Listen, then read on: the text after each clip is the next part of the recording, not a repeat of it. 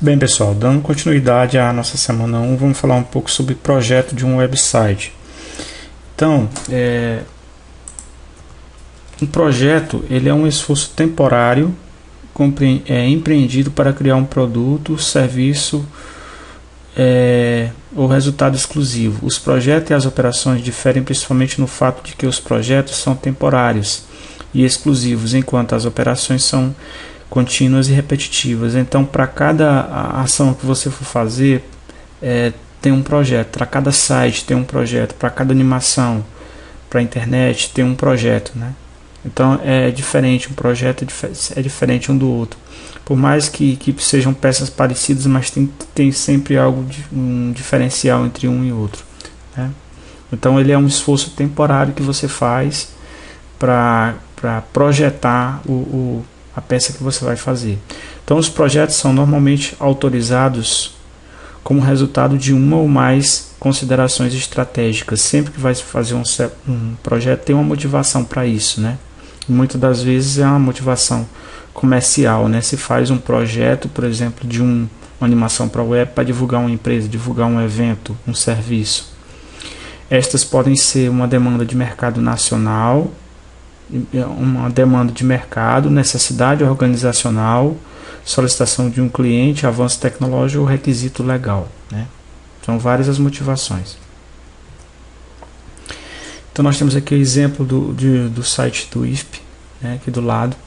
O projeto de um website relaciona processos internos organizacionais, online e offline, a diferentes ações de interlocução com públicos diferenciados, o que vão desde a venda e a distribuição de produtos até a divulgação de informações para fornecedores e parceiros. Os canais online, sejam websites institucionais, hot sites de campanha promocionais, canais de venda, fazem parte de um conjunto de ações que associa a comunicação com o público interno e externo a uma estratégia de negócios definida. Uma animação web, muitas vezes ela faz parte de um grande projeto de divulgação de um determinado produto, ou de um determinado evento, ou de um determinado serviço, né? Aí então entra a parte de outdoors, a parte impressa, e a parte de web compõe todo esse projeto multimídia, né? E essa parte web, ela muitas vezes vem em forma de um site, vem em forma de um portal, vem fazendo parte de um portal, vem fazendo parte vem sendo um blog, vem sendo uma homepage. Então, como se fala de blog, a navegação do blog, ela é uma navegação, ela é vertical, totalmente vertical. Quando se fala de site, é uma navegação que ela passa de uma página para outra, né? São várias páginas dentro de um só domínio. Quando se fala de portal, são vários sites dentro de um domínio, né? E quando se fala de homepage, tem a homepage do portal, que é a página principal do site, do blog, né? Então essa é a diferença entre os produtos web que a gente tem, né? Então a animação web ela se encaixa em qualquer um desses produtos. Ao termos em mãos um projeto, devemos nos organizar da maneira correta antes da execução do serviço. Primeiramente, antes de pensar no visual do site, devemos nos focar em 3 pontos principais. Então vejam só, surgiu um serviço, um trabalho, uma criação de uma animação para a internet, criação de um site, né? Passa-se então para projetar aquilo ali, como é que vai ser a estratégia para poder fazer essa peça, fazer esse produto, né? Então 3 partes são essenciais para isso. Primeiro é o briefing, né? Que informações haverá no site, que informações deverão estar ali dispostas nessa animação web que você vai fazer, que público atingirá, né? Segundo, a hierarquia da informação. No caso de um site, o clique que você dá vai levar para onde? Está bem indicado para aonde você quer chegar e onde você está, se tem condição de você voltar para onde você estava. Então você tem que criar uma hierarquia da informação, uma estrutura que dê ao seu usuário a capacidade dele navegar pelo seu site de uma maneira bem interativa, né? Bem intuitiva. E o layout, o desenho do site, né? A forma como ele vai distribuir esses elementos na página. Ok. Falando do briefing. Briefing é o início de tudo. Nele constarão instruções para a execução do projeto, ou seja, dados relevantes para que tenhamos um resultado final satisfatório. Então é a parte textual, que você vai descrever, né, todos os aspectos relevantes com relação àquilo que você vai fazer. Vamos exemplificar um site de uma empresa fictícia de venda de cursos informática multimídia. É saber quais são os cursos que essa empresa vai oferecer, né? Se essa empresa ela tem alguma cor no prevalecente no seu logotipo, que queira que essa cor seja colocada no site, né? Então são informações, o público-alvo que essa empresa vai atingir. Então são informações relevantes que devem ser levadas em conta, né, na hora de se criar esse briefing. O briefing ele deverá ter informações como os dados sobre a empresa, sua atuação e o que faz, seus produtos. Importante isso aqui, ó, o público-alvo, faixa etária e econômica, quais as preferências deste público, como ele disponibiliza seu serviço e vende seus produtos atualmente, como isso ficará a partir do momento que esse site for lançado, forma de contato com o consumidor, seja prestando serviço ou vendendo, né? Procure acumular o máximo de informações antes de começar a parte seguinte, né, que é a parte de hierarquia da informação. Além de informações específicas para o seu projeto, veja também qual o retorno que a empresa espera com o site. É importante para você não criar expectativas que você não vai poder cumprir depois. Quantas visitas são esperadas? Quais as cores preferidas pelo público? Que tamanho de fonte este público prefere? São alguns aspectos importantes a serem colocados no briefing. Bom, depois de estar com a documentação pronta, que isso não é uma documentação formal, em um editor de texto comum, um Word ou Writer, você faz essa documentação, esse pequeno histórico com esses requisitos, né? Depois, com isso em mãos, você passa para a hierarquia da informação. É na página inicial onde ficarão as chamadas em destaque, né? A partir da página principal, da homepage do site, do blog ou do portal, que o usuário é direcionado para os mais diversos caminhos que esse site tem. Junto delas, textos resumidos sobre o assunto, textos de fácil leitura que apresentarão o assunto ao usuário, e se aquilo despertar sua atenção, ele irá clicar neste link para levar ao assunto na íntegra. São os famosos leia mais, né? Você vê em muitos sites um pequeno texto na página principal, leia mais. Se o cara tem interesse, ele vai lá e clica e vai ler mais sobre aquela notícia, aquela nota, né? E aí entra a parte de organização. Então, para se criar uma hierarquia da informação, né, de uma maneira visual e fácil de ser entendida, você usa o fluxograma, né, que o Word, você pode fazer isso no Word, no PowerPoint, no Corel, em qualquer ferramenta. Não é importante qual a ferramenta, é importante que você faça, né? Muitos preferem fazer até à mão, mas eu aconselho fazer no computador, porque fica registrado digitalmente. Quando você precisa alterar, você vai lá e abre e altera. Então aqui no caso, olha só, ele criou a homepage, que é a página principal. A partir dela ele pode ir para notícias resumidas, para produtos, para destaque, para banners. A partir de notícias resumidas ele vai para o assunto na íntegra. De produtos ele vai para catálogo, para promoções, né? E de promoções ele vai para vendas, de banners ele vai para venda, de destaque ele vai para vendas. O ideal, pessoal, é que não tenha mais de 3 níveis de hierarquia em um fluxograma, né? Em uma hierarquia de informação. Por exemplo, para se você quer um produto na internet, você clica uma vez, clica outra, já é para você chegar lá. Se você não chega, é naqueles eternos sites que você fica clicando, clica lá e não chega nunca ao produto, né? Muitas das vezes você está lá dentro, você não quer sair, você vai até o fim, mas outra vez você não vai mais e você não indica para ninguém. Então esse tipo de site não é aconselhado. No máximo 3 cliques para se chegar ao produto. Então deveremos, antes de tudo, criar um fluxograma de todos os assuntos e links, desenvolvendo desta forma a ordem e a hierarquia de todas as páginas. E precisamos estudar e mapear todos os links antes de começar. Então, feito o briefing, feita a hierarquia da informação, nós vamos para o layout do site, né? Geralmente essa parte é feita pelo web design e a parte de código pelo webmaster, né? A preocupação fundamental do web design é agregar os conceitos de usabilidade e acessibilidade com o planejamento da interface, garantindo que o usuário final atinja seus objetivos de forma agradável e intuitiva. né? Aqui nós temos novamente o site do Instituto Federal, está servindo como nosso exemplo, né?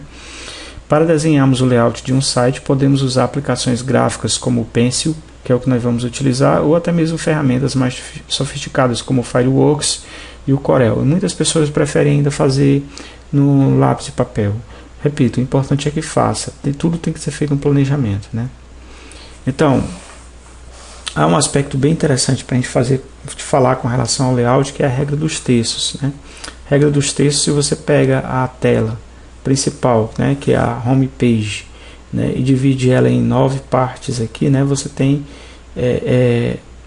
na junção aqui de uma linha com a coluna, esses pontos centrais aqui, que são os pontos principais, ou seja, os pontos mais valorizados, é onde o nosso olhar vai, né, se fixar. Ele começa sempre por aqui, né? Nosso olhar começa sempre pelo canto superior esquerdo e ele vai nessa direção, né? Esta área valorizada do layout corresponderá ao foco de interesse do observador. Então, essa aqui é a chamada regra dos textos. Podemos, para a web, calcular a região mais valorizada em que, obviamente, ficarão os destaques do site, do mesmo modo que os fotógrafos fazem para calcular a área de interesse do enquadramento de uma fotografia.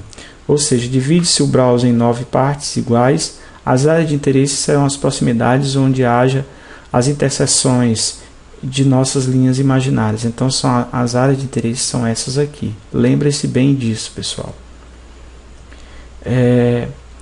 Um aspecto importante é que a gente nunca deve fazer um site pensando somente na gente, né? Assim, não só na parte de conteúdo, de cores, na parte de ordenação dos elementos, de mídia, né, na tela. A gente tem que pensar no nosso público, né? E um aspecto interessante é a questão da resolução. Às vezes você faz um site em um computador e você programa todo ele para aquela resolução, sendo que os seus usuários vão usar resoluções diferentes, né? Então o site que você vai fazer tem que atender às mais diversas resoluções e também aos mais diversos autômatos, como tablets, celulares. Tem que atentar para esse detalhe. Alguns exemplos de resoluções são esses aqui, né? Entretanto, somos pegos por um fato muito relevante em web design: o fato do tamanho da mídia, no caso a área visível do site no browser ser mutável, dependendo da resolução do monitor que o observador estiver utilizando. Normalmente, os sites se estendem por barras verticais. Se trabalharmos com uma única barra de rolagem, o usuário tem um caminho lógico para seguir o conteúdo, o que facilita a navegação. Deveremos tentar agilizar, evitar que seja necessário o uso de barras de rolagens horizontais. Então, gente, olha só, nunca evitem o máximo usar que o conteúdo do site de vocês seja horizontal, certo? Para que o usuário não precise usar essa barra de rolagem horizontal. Vertical sim, né? Vertical sim. Usa-se vertical em blogs, né? Muito mesmo, porque a única forma de você navegar pelo blog é assim, de maneira vertical. Mas em sites você tem como navegar pulando de página em página, linkando as páginas, né? E você tem que evitar essa navegação horizontal, porque o que está do lado direito lá escondido, dificilmente alguém vai mover a barra para chegar lá, né? Bom, um aspecto interessante que eu gosto de pontuar também é a questão da acessibilidade, né? A gente lembrar dos nossos irmãos que têm certas limitações. Então a acessibilidade deve envolver 3 noções: a dos utilizadores, a da situação e a do ambiente. A dos utilizadores significa que nenhum obstáculo é imposto ao indivíduo face às suas capacidades sensoriais e funcionais. Então, assim, não é motivo para que um utilizador deixe de chegar a uma determinada informação, né, pelo fato de ter alguns entraves. Então você tem que fazer todo o possível para que esse utilizador, seja ele com deficiência visual, motora, seja qual for, chegue até aquela informação, até aquele arquivo, até aquela música, até aquela notícia que seja. O termo situação significa que o sistema é acessível e utilizável em diversas situações, independentemente do software, comunicações ou equipamentos. O termo ambiente significa que o acesso não é condicionado pelo ambiente físico envolvente, exterior ou interior. A acessibilidade na internet caracteriza-se pela flexibilidade da informação e interação relativamente ao respectivo suporte de apresentação.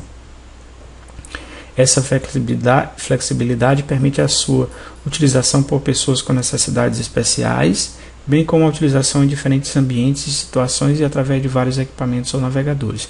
Então, pessoal, existe informações valiosas na internet. Esse site aqui é um deles, acessibilidadelegal.com, onde você tem todo o subsídio, toda a informação suficiente para fazer um site acessível, né, que as pessoas com diversas dificuldades possam chegar até essa informação que está sendo disponibilizada. Bom, na parte prática dessa nossa semana, tem um exercício que vai ser feito para casa, que é vocês fazerem o layout do site de vocês, baseado no briefing, na hierarquia da informação. Então vocês vão fazer um briefing, vão fazer a hierarquia da informação através do fluxograma e vão fazer o layout de um site aqui no Pencil, nessa ferramenta. É uma ferramenta muito fácil de usar. Você pega os elementos aqui, arrasta para a tela e aqui você vai montando a sua hipermídia, né? A distribuição dos elementos no site. Aqui eu fiz uma bem simples com logo, o banner, os menus, o conteúdo aqui e publicidade aqui do lado, que é o que normalmente a gente vê. Então é uma ferramenta de prototipagem com interface gráfica útil para layout, esboço e análise e finalização de ideias, usando uma ampla gama de elementos, incluindo formas comuns, elementos básicos de web, elementos de interface gráfica e muito mais. E podem ser exportados em vários formatos também. Isso, o que você fizer aqui pode ser exportado em vários formatos, inclusive exportado em PNG e colocado em um projeto que esteja no Word, por exemplo. Então, nesse link aqui você baixa essa ferramenta. No exercício também tem lá o link.